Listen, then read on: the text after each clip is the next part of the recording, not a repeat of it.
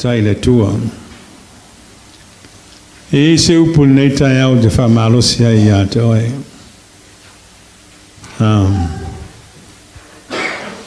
O te nau e taputala ia te oe le mata upu e whapea, aua e te ofo I mea tinga.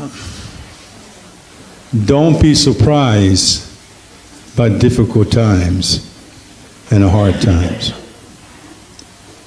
Aua e te ofo I mea tinga. Amen. Taitonu ia te oe, e taitonu mai oe I lau talera whai atu ia te oe le tai aole nei. E le tele ni me e awa o ina mai e tātou pe a whai le leia me uma. Amene. A whai le leia me uma I tono lo a inga le lei me uma tono lo whai ngā ruenga, e le tele se mea te awa ina mai ei mea ia. A leo te whai atu i anta o le tai au nei, e tele atu mea te awa ina mai, pe a o maiti ngā ma whaingatā i o tātou wolanga. We can learn a lot of things from problems and difficulties of life. Amen. O le mea nao te whamalo si ante, o awane e ofo i mea ti ngai o mai. Don't be surprised by difficult times. Amen. Ngai te ua whake ia oe, a vela ia ma me te vai ei. Au te whamalosi ante o le tai au nei, ia awane e ofo i me ti ngai o mai ante oe. Langa iei fo i me ti ngai la o mai ante oe i le tausanga fo. Amen. Wa le si mea na e tātou te e mana nao iei e le leia me uma. Amen. Te le kupe le pen, le lei ko mai ki usustai do maiti, le eise misa, le eise finga unga i o kongo ainga. You know, everything is smooth. You know, o kako mea ngalo mafofo i tātou, ai wa ai o tō, tēnō whai atu. E tele atu me te auina mai pe o maiti ngā mawhaingatā i lou o langa i le ngata i ate oe. Au te tonu foi o lo ainga, i le ngata i te tonu lo ainga. Au te tonu foi o le kālesia. Mena o te le te iai se mea tupu. Amen. Langa e o te loa le a vea mea ti ngā, mea ia te tupu te tonu le ngā luenga le tua. Ma mea awa wina ailo tangata a wāre ngā luenga le le. Ia le le. Ia, so e mailo tusi le tai au le nei, se. Tusi le a mawai se tātou matau pu le tātou matau pu le tai au le nei.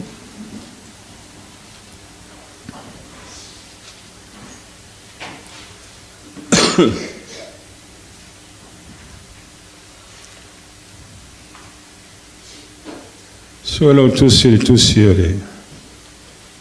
E mo mua le Peteru mda ue wha. Maua le whaipuna suma lua se o suma le iwa. Al whaitau nā la maua ai se tātou mata upu i le tai au le nei. Aua e te toe ofo, aua e tau te ofo i mea ti ngā.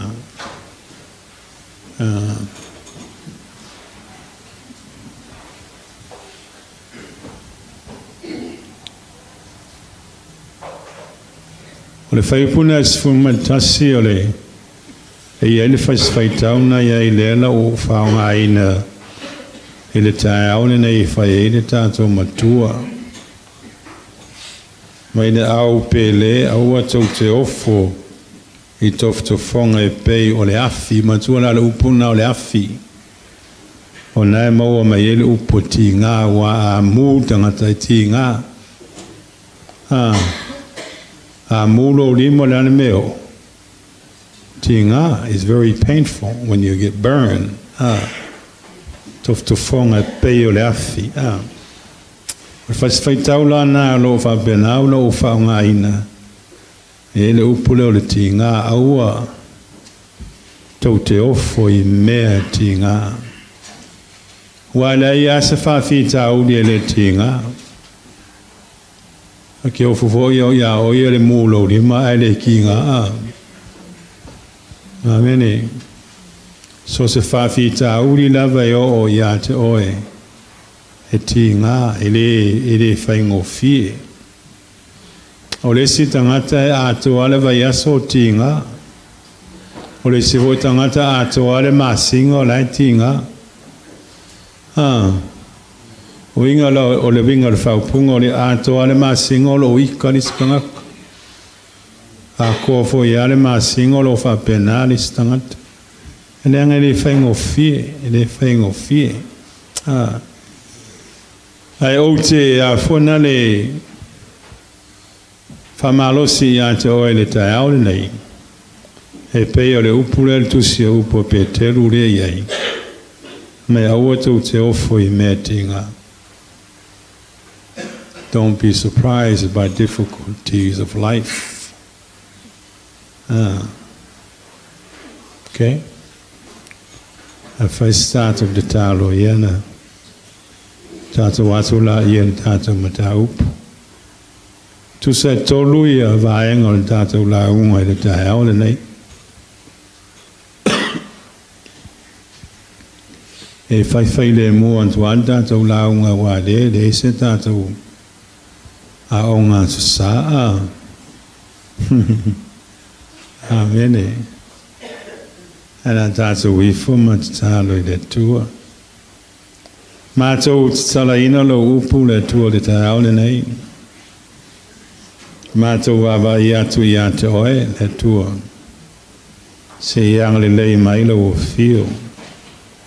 Au mato whanau longo whatasi lo upu le tae au le nei. Le tua iau ngale iate mato.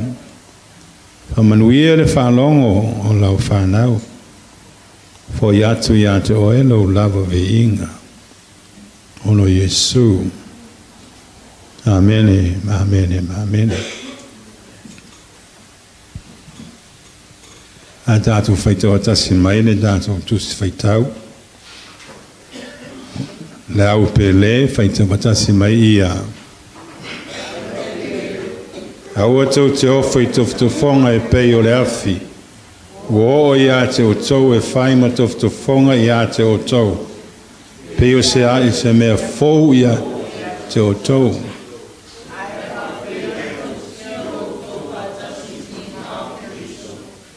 Ia tau ori ai. I le fia o tau ma le ori tele. Pea whaari mai lona mamalu.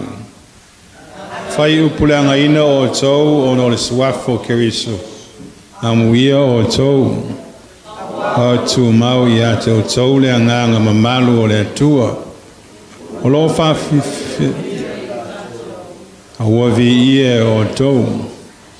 Aua foine I alu mu whatinga ina so o tau. Ina ua whasio tangata. Pe ngoi. Pe ami o le anga. Ina ua asiasi fua I mea isi tangata. Ai a whae whatinga ina se tasi a wao Kerishano. A wale maasiasi ai o ia. A ia vivi I atu I le atua. Nanawa mea. Tai le whamsinonga le a whai foe mua I ateta. E se alsa ngā taanga o e whalongo tā I le tala le lei tua. E a whai tau te toi.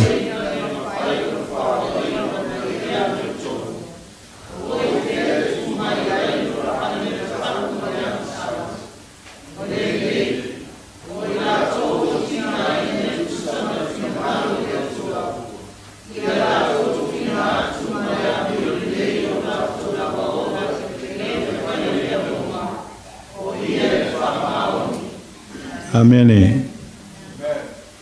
Ma nea upu ia le upu e whamalosi. Upu ia e whamalosi le au Kerisiano. Ia tu mau I le li. Ia awane I malue lue le nantou whantua tua. Ma ia tari tonu pe I le tua o awha ingatā. O awhi tae o mai ia te I lātou. Ia tu mau pere lātou taritonu ma le lātou whinau. Mo le tua malona lava whina ngalo. O le vaenga mo mua leo le tātou launga e mo le whai upo sfuma le tolu. Se o sfuma le wha. Se tātou whaitau maito e whaitau maito whai upo na sfuma le tolu se o le. Sfuma le wha whaitau atasi mai ia. Ai petai on tō fusia o tō whatasi ti ngā o Kiriso.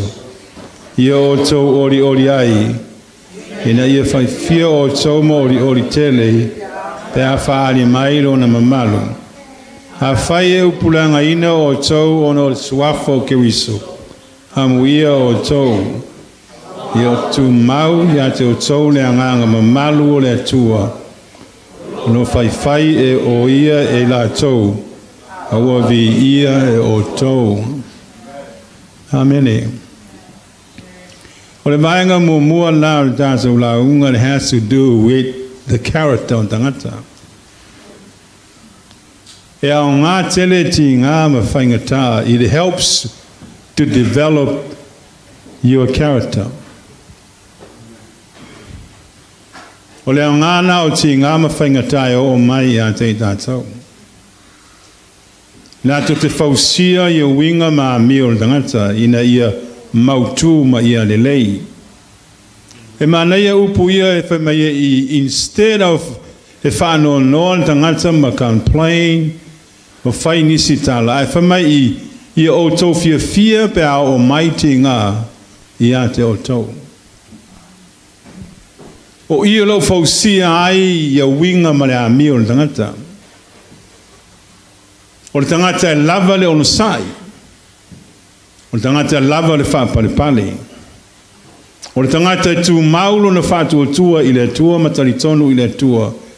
O āwhaingata e o mai a te ia, o āti ngā e o mai a te ia.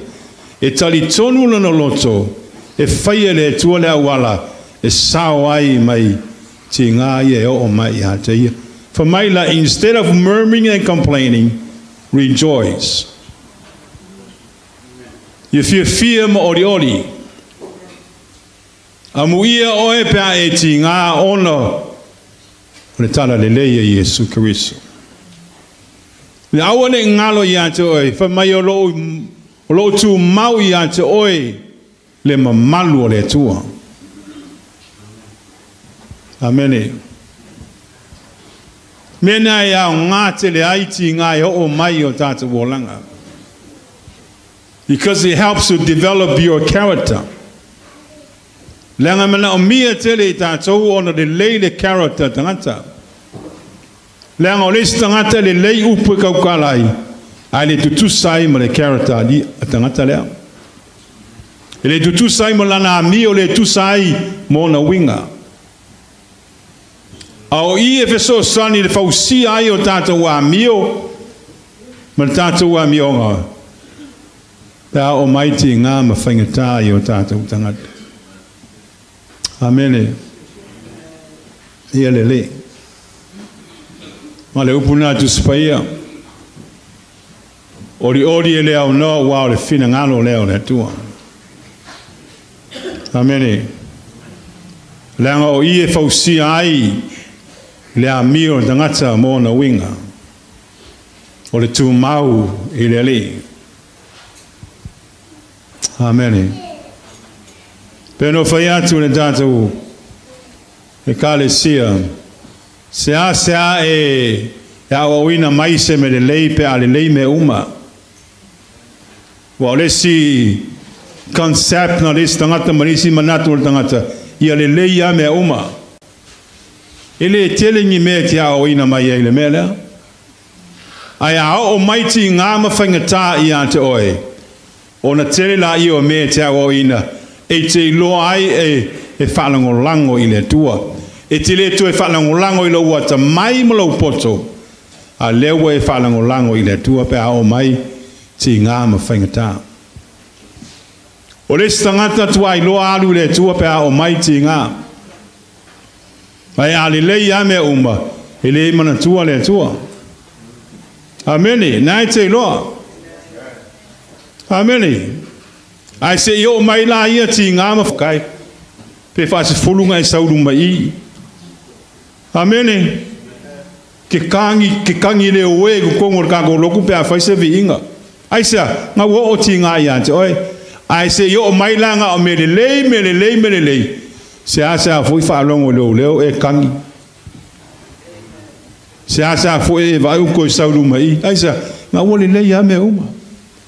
ai se ki ngā ia la lo lima ma lo maka o kai fa pe me angelu se o fa longo le leo ko sau fo ia ai fa pe na ngā tulo ngata ameni ai fa manatu ia to o le tau nei aua e te ofo pe o mai me tinga ia to ele o se me fo nge kei fa pe o ale fo nge me fo o mai wa manatu ia sa ia tangata ia au ke wisano pe o se me fo ri o mai a te la to ai fa manatu e tangata o Peteru le se me fo ele ai se me fo i lalo le la o me ia te tupu ia te tātou no tupu fo ia te tātou ia no mua ia te tātou ameni o me ia te tupu ia te tātou no tupu fo ia Yesu Keriso ai le ia ngā sala Yesu se metas ameni a o mai ti ngā mawhaingata ia te oe se aua ke ofo ameni i leo ngi me fo ele ngā oe foi ngā kupu ai ngā mea milionga tangata lo tupu ai ti ngā mawhaingata alalawe tu mau fa fea ngā kova peo ave ka kongi whalipui fa peo o ku se whanga i lo uru se kulo fa peo o ku se ngai fi lo ua kere ngā ke usango fasiotia ka whanga la tau ese la ko ua ameni fa fe kau i kala ia au misio ngale ma ila tau lo sawa ina ono tala le ai kama i mea ia kupu ya kako o kai pe o se me fou pe o se mea la e oki nga kama i mea sin kama i kala ai pe o se ngaka o le a oki ai ameni aua ke ofo pe o atu ti ngā ia te oi e ofo i kukongo le ko ainga a o mai ti ngā mawhainga tāi tonga konga aua nge ofo pe ngā ka ko ainga le wa kupo nge meno millions of families hafe o ainga lo kupo i whaafika uni ameni ai whaamarosi a te oi i rengi me fau i ringa ko ainga fo ngā ui ngā mea la ui uma ia ainga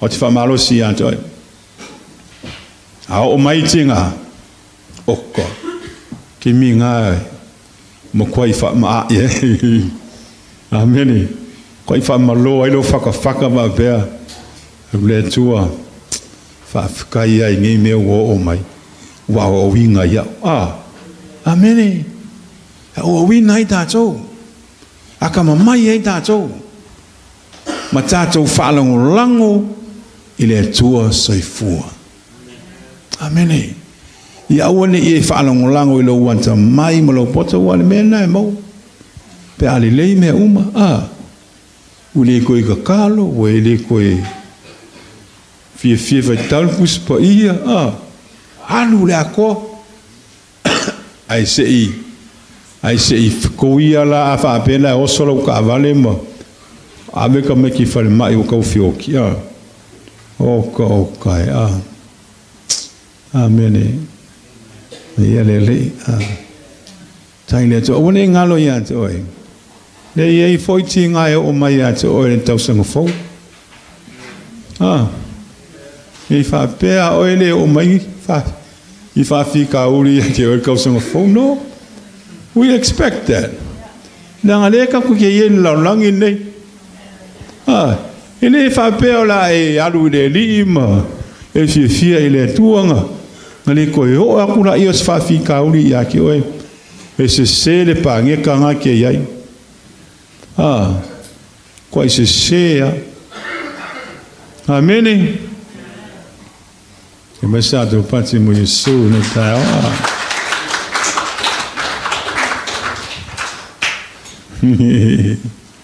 ia leli vanga mo mo na tato lau e au ngati ngai fausia ai ile amio mawinga o tangata. It helps to develop your character. Ina ia malos. Ia if you fear ilele. Praise God. Vanga lua vanga lua na mo fai musuma lima.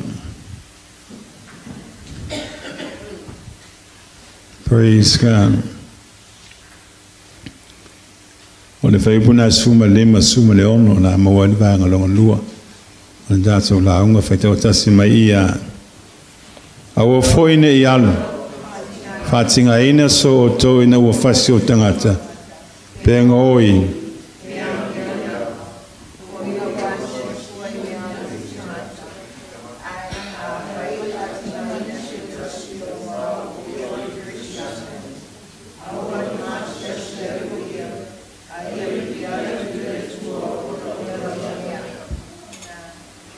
Mana ia le whasiwhaitauna e po ina ua asiasi fua i mea isi tangata.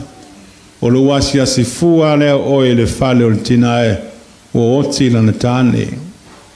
E le inta mawa pena datu e kāle sia a.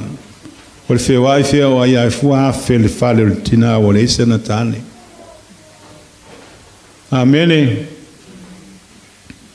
Ia lele. O le vanga longa lua la e a fona le o e a o ngala tinga e o mai a te tātou wai a o ngā mea ia. Ia tinga ma whaingatai o mai a te oe. E te lata ai I le tua. Praise God. It draws you closer to God. Amen. O le ngana o ti ngā ma whangatai o mai. E te lata ai I le tua. Praise God. I kele koe ku mamau ai malele. A mako ai e close lava I le tua. Amen. E mena mena o mia e tātou. E mana amia e tātou na tātou so I leli. Amen. That's what you need. That's what I need. Ai au ngā la ia ti ngā ia e o ia te tātou e. If so soane e na ia tātou so a tili I le tua. Langa o isi temi ma mau I o le mea le kako ki whaiwhai mea mai hei. O le stangata mo kwa I mamawa o ke le loa po le al mamawa o lesi pesi fulu ka vale pesi fulu lima ka vale le mamawa o lesi ma le atua I temi nei ke le loa po le al mamawa o e ma le atua I temi nei amene ai mana mia I tātou na tātou so I le atua ia lele. Se tātou toi whaitau mai le whai upuna sifuru marifia. Sifuru mare ono. Whaitau tasi ma whai upuna sifuru mare ono. Whaitau tasi ia. Ai a whai e tinga aina se tasi wa o ia o le kerisiano. A ua le maasia siai. Ai e vivi I atu I le tua. Ono lea lava mea. Amene. Awane I o maiti ngā ia te oe o ngā ua e ngō ia se mea le whale o loa. Shame on you. Langa o isi ti ngā e o mai. O ngai lawa au mea e whai e oi aia. Ai e isi ti ngā e o mai ona ole. O le mea ua whapenana. Whatangaina le tua e o mai I lo o langa. Ina ia o ina ai o e le tua. Ai e isi tinga e o mai o ngā aluka kamonga oi. E alu e kilu fua le whale o lesi o neipa me ma ngā o ngā ole. Le a singi alo neipa. Molo wafi fua I whale o fifinge ua mali liu o lantou tana. O lesi lau o loka o ngā le kulanga na. Amene. Ai amuia oe pe a whai e o maiti ngā ia te oe. O oe o tangata Kirisiano. Ona o le tala le leia Yesu Kirisa. Ia le lei. Tai le tua. Tau nei anga le lei le tua. So sani mai ia te tātou. O mea e ti ngā e tō singa ai e te tātou te lata lata i le tua. Amen. Tai lele. Wale me mo i lava e. Pena i aile tūlanga sa o i ai au le. I le mai fo i sa o i rau tino. Yeah, it is a me whaingo fear. It was very painful. Asa avea lea ti ngā ma whitana o i a tau. Pewa o lata lata i mo o so i le li. No fisili wha o lava ia i a tau. I loto ola au ona i le tua. Peo le tūlanga nā sa o i a tau. Not only that draws me closer to God, but also I need to have time to evaluate myself. If I have ailo lotu I wha uia i a tau. Po whea le e a olo i ailo o langa au ona I le le. E wha pena tātou umalawa whanau le tua. E au ngāti ngā ma whangatai o mai o tātou tangata. E na ia tātou lata lata I pēa I le tua. I awane I whaalango lango tangata I lona ta mai ma lona poto. A ia whaalango lango pēa I le tua. Amene. Amu ia oe pēa e ti ngā ona oe o le Kirisiano. Ona o le tala le leia Yesu Kiriso. Leanga iei siti nā e o mai ona o tātou mea lava o tātou whaia. Se tātou se mai tātou leanga o tātou whaia. Ia awalane I ngalo I ante oe e le fia iei le tua ia ti ngā. Leanga iei ti ngā e o mai ona o tātou mea lava e whai. E le fia ai le tua. A e ti ngala oe ono oe Kirisiano ono tala leia Yesu. E mu koe fia le tua I antoi. E vi I ai le tua. Le nā ti ngā. Ai ti ngala ono ue ngō ia se mea. Ma loka I oe whali pui pui. Ma e alu soro e kilo soro I whali o lo mākua ma ko inga. Po ai lava ia kenge ngā kilo e. Ma ti ngala ngai o ia te oe ongu ua loka oe. E makua I le fia le tua I ngā tinga. Amene. Ia lele. Le wha bena tātou. Ngā o ka ngaka mi o le lei ia I kongo le kako. Kako e kāle sea. Awhitai le tua. Ia. Hau vaenga muri tātou lau. E maanga ia. E whai le mua kua wai pēwhol ngā ka whakolokolo. Ia, mo loa ia whai singa malo lo. Te le loa po aile ka alonge di si hao ka li tiun. Ia le lawa, tai. Ia.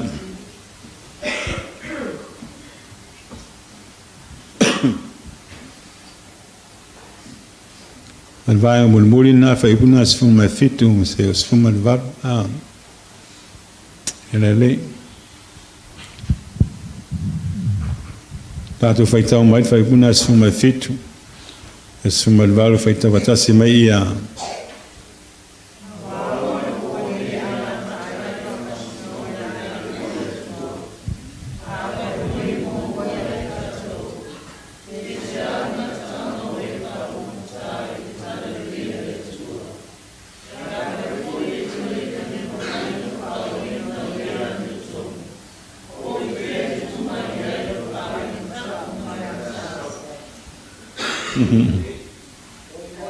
Nava na fai puna sumul valua.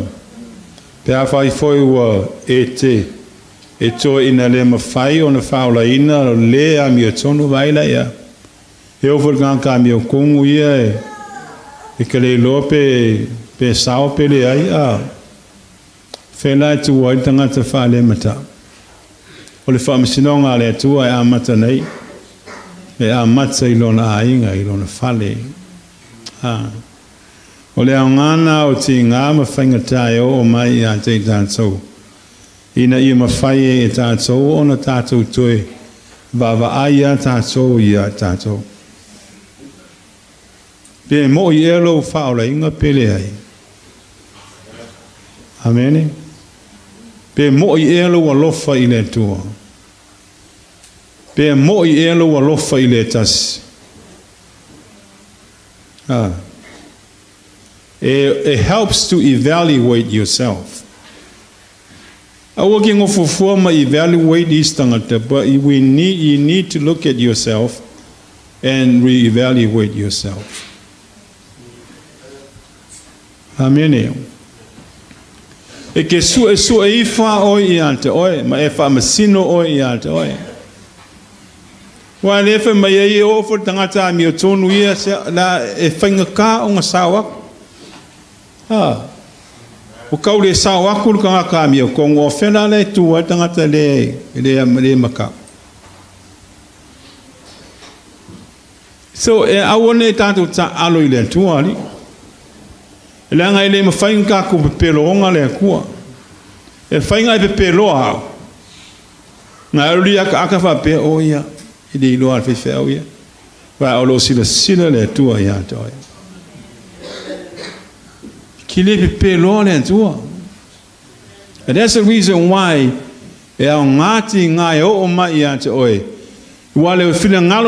so you can reevaluate yourself.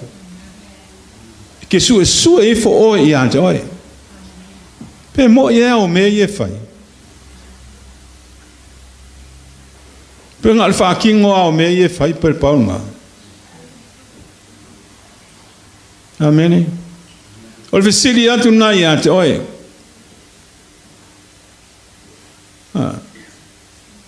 Fisili oe ate oe. Pe mo ia.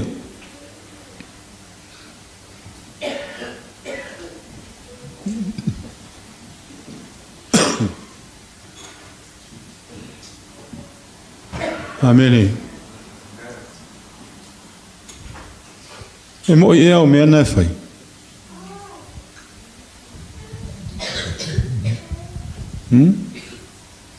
Ai me ke le fiside le kua oi. Fiside le kua oi ngai ngofu kirangi oi. E mo ia o mea ngai whai pere.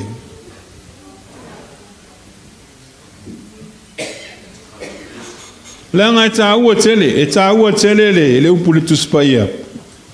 Langa o le me tonu lava e tauna whai tātou o le lofa moni lava o le tasi. Langa o ie whanau mai e le whea whani. O le upo tuspa ia. E le iloa tātou o le whanau o le tua pe ale whea whani.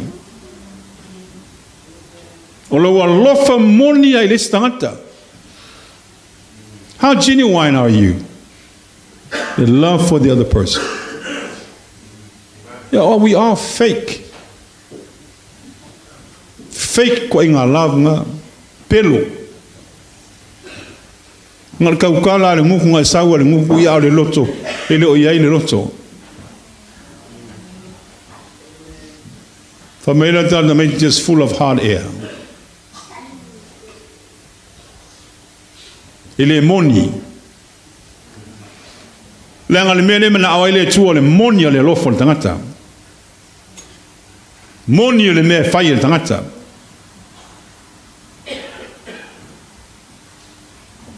Nela tata watu foi lata usanga. E sui le ngumela a fai le sui oi. It's going to be the same old thing. Nothing changed.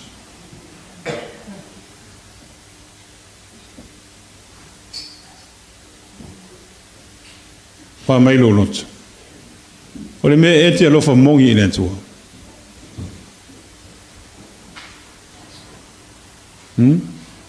Pe pau al mea le angal whaakingo. Wai mai tangata le whaakingo. Ai le ise moni o lo lotu. I le atua. Le anga lefe mai tu spai alofa i le atua ma lo loto a toa. O le mea a toa. I leo se afa mea o le mea a toa. The whole thing.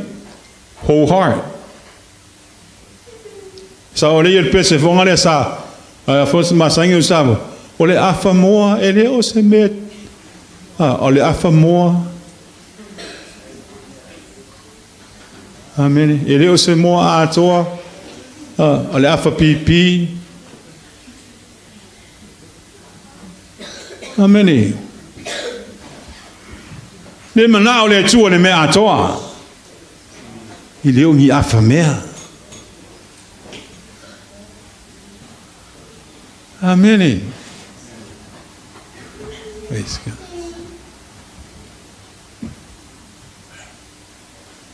Mena ele le ai. Au e te ofo pe a o maiti ngā i atoi. Amen.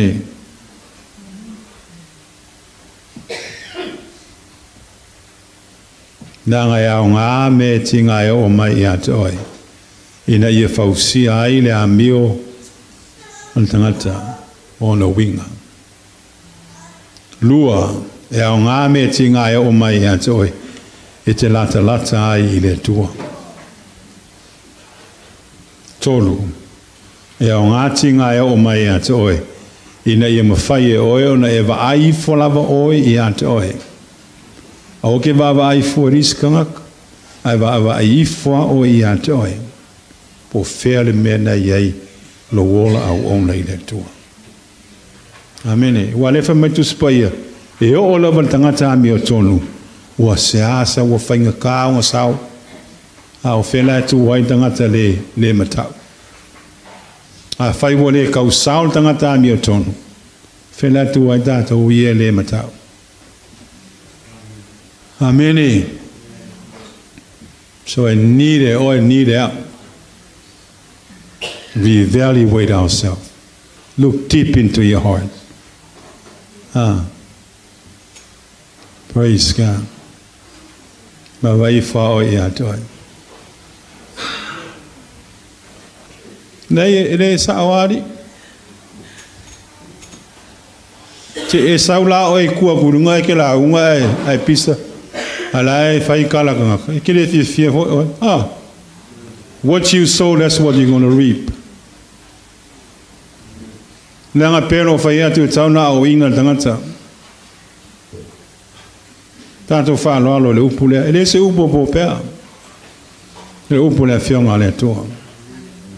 O tato matua. But we need to learn how to respect the word of God. Langa le me lulu tangata me lulu tangata na te silsilina. Ane yanga leile tua. So sani mai le tua peno fai atu. Sui le tau sanga, ele sui le tangata is the same old thing. Me antas. I hope ya fonale so sani atu ya toi. Le nei tai au.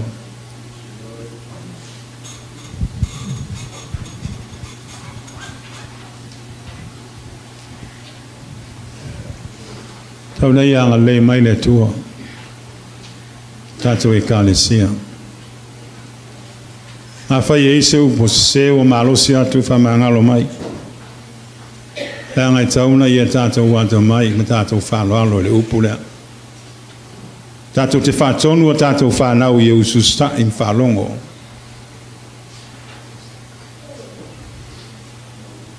E sawa. That's what we teach our kids.